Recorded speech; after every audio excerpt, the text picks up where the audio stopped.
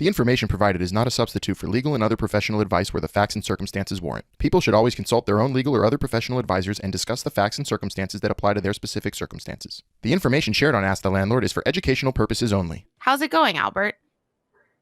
It's going good, Melissa. What questions do you have for me today? Awesome. Today's question is, the rental market in New York City is so competitive. How do I stand out and make an offer they can't refuse? That's a great question. And, I think it's about packaging and understanding what the landlord's looking for and understanding the requirements, and then presenting yourself in a certain way, right? So let's break that down. All right. So first, when you're looking at an apartment, if you really want it, this is the kind of thing you'd be prepared. You'd know sort of what the landlord's looking for, right? So if you haven't rented an apartment before, the typical requirements that we have or that landlords have in New York are that your gross income needs to be 40 times the monthly rent, right? Or your total income, right? Your housing payments should be less than 30% of your annual income in total.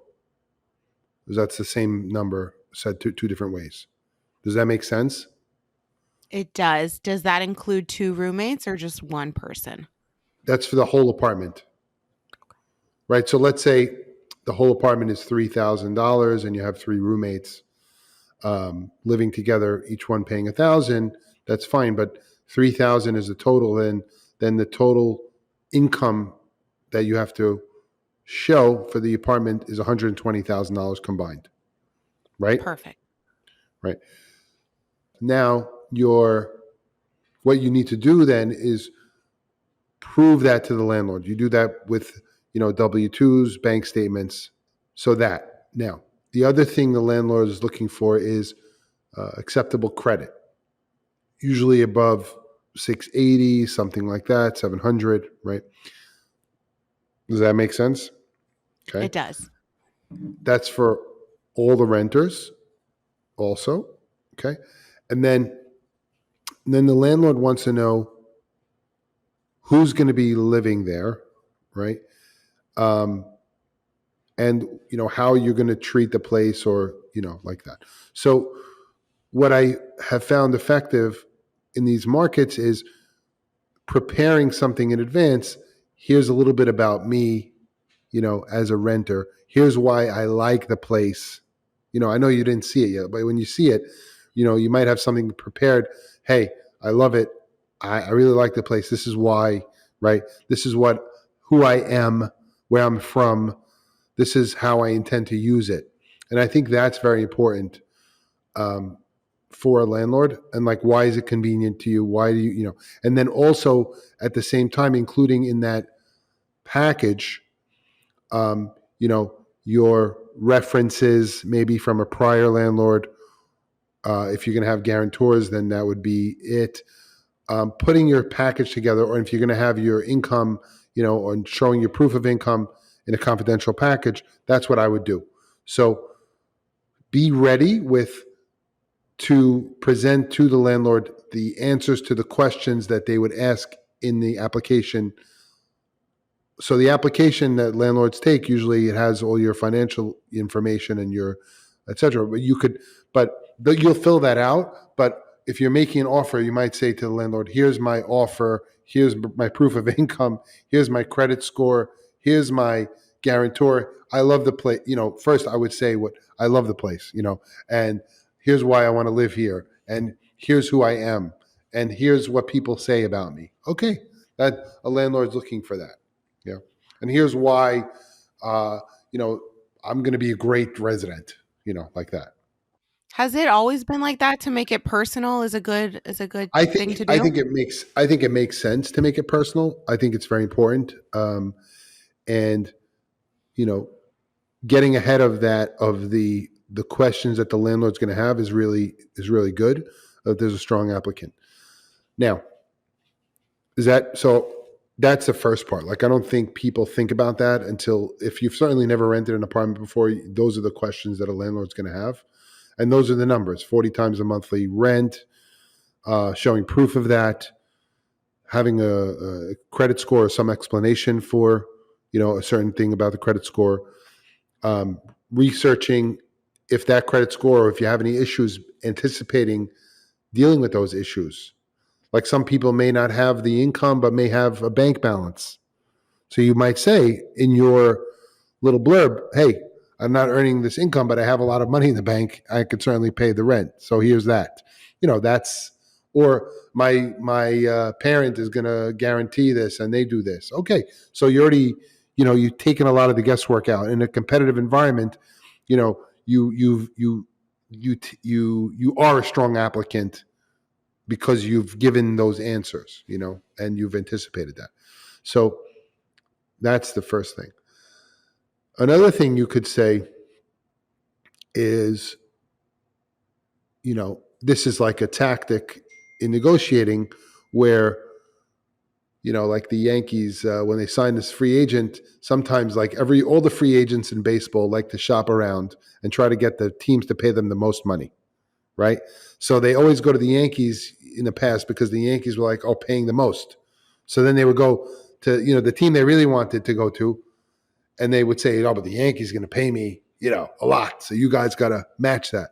So people would use the Yankees as like a stalking horse bid so that they could, So what the Yankees then realized was that everyone was doing that. And they said to the guy, listen, you have our offer, but it's only good for today.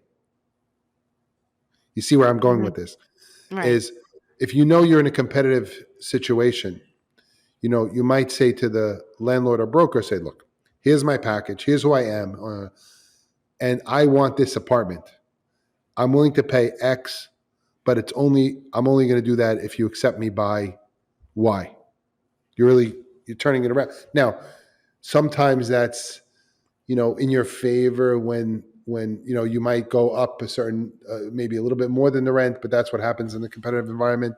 Or you say to the guy, listen, I'm going to pay you your asking price, and here's where I am. I'm a strong renter, but I'm looking at other apartments too, right? So,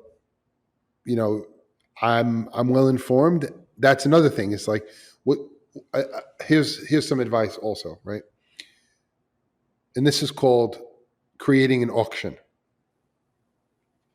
So you know how an auction goes, right? When there's one thing that everybody wants and there's people in the room bidding and they bid up the price. There's also a reverse auction where you say, well, you know what? I have a lot of apartments to see, right? And you're one of them, right? And I'm gonna make the presentation like I suggested, make your packaging good, so it's the same, but you should be looking at creating an auction where you're having multiple places, multiple choices, and you're going to do the best deal for you. The best advice I could give you in that is to see a lot of places so that you have your auction, right? And then this way, you have the best selection you can make out of even sometimes limited choices. So, I've done that when the market's really crazy also. Look, really, even though you're in a very competitive market, that just means you have to see more apartments, right? And be more ready. What's the best offer you've ever seen? Do you remember any? Just when someone is super qualified for a place with their income or something like that, and they're, those are, and people who want to take care of it really appreciate.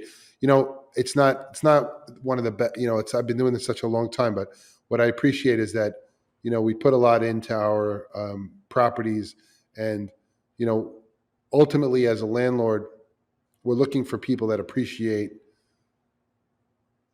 what we're doing there. Like that, if you had a vision that someone said, "Oh, I like what you did here with this. I like this thing," or "I like the location. I like the price. It's convenient to the train." Appreciating that it's not the last choice for them. Which is, I think those make good candidates. People who want to live there. Have you ever seen anyone pay like 6 months up front, a year up Absolutely. front, things like that? Yeah, that's happened. That's happened. Wow. There's a limit now to the laws changed in New York. I think there's a limit to what's allowed to be paid in in security deposit or things like that. I'm not sure about um, that these days, but I've seen it where people get um, pay rent in advance to alleviate such concerns. So Well, you have to check out. what about what about signing like a 2-year lease or a longer term lease? Is that an Yeah, advantage? yeah. Very often it is. You're If you like the place and you think you got a good deal, you should definitely sign a lease like that. It could be advantageous. What's going to happen in a year? It's an unknown. You don't know. So the question is, if you're happy with uh, making a 2-year lease now and dealing and getting rid of the unknowns at a certain level that's comfortable for you, be it a certain increase or the same rent or whatever it is, that might make sense for you. So um, it depends on how whatever your situation is. If you're a long-term person, or you're going to be in this area for a while, or you really like the place for whatever reason, then you're looking for a long-term thing, and that's something you would negotiate. You can negotiate. So for that personal anecdote, do you think a handwritten letter, a little YouTube video? What do you think? What's good to throw out there? You don't want to go over the top. I think handwritten letters are nice, but with something you type up with a little email with a bio, a little bit of here's who I am, here's what I do. If you have a pet, you want to say that, like, how long have you had your pet? If you have kids, you know, yeah, how old they are, what their interests are, what are you interested in doing, what do you do, things like that. Those are You could write that up in an email, I think, and have it. And then, honestly, if you're going to be competing for apartments, it's something you should create and cut and paste, and improve each time, and write some personal thing with it. But I think the video, is not something I've seen before.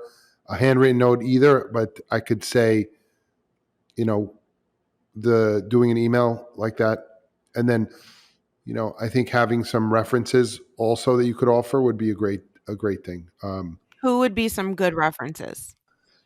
I've lived. You could say, "Here's where I lived before," and you speak to your landlord from where you lived before, and say, "Listen, uh, you could tell your landlord from your prior landlord, hey, here's where I've lived before, and I've never had any issues," or some references maybe from work or something like that. If you don't have a landlord reference, right? This maybe it's your first time moving out, to a place, then you would say, you could have a reference from work, or anyone that knows you, and can speak to your, what kind of resident you're going to be. That would be a good thing. Would you appreciate a reference from parents for a first time renter, or that's a little bit nuts? It's nice to have, but in that the parents are involved in that. But it's obviously we discount that because parents are parents. They love their Of course. kids. What are you going to do? Of course. And one last question. Let's just explain a term. What does guarantor mean? You mentioned that before. Yeah. So going back to the qualifications for um, a renter, or being a renter, you have to have, let's say, 40 times the monthly rent in gross annual income, and you have to have good credit. And people have problems sometimes, or people are building their careers, and they're not in a place where they can afford the rent on their own for whatever reason. That's totally fine. Or maybe someone's from overseas and they don't have a job yet, or they just got a job, so they're not earning the money yet, but they're gonna earn the money, and they're just starting, and they can't. Okay, there's like stories for everything, right? So you could say that. Let's say you have an exchange student that's moving to the States for a year, going to school, right?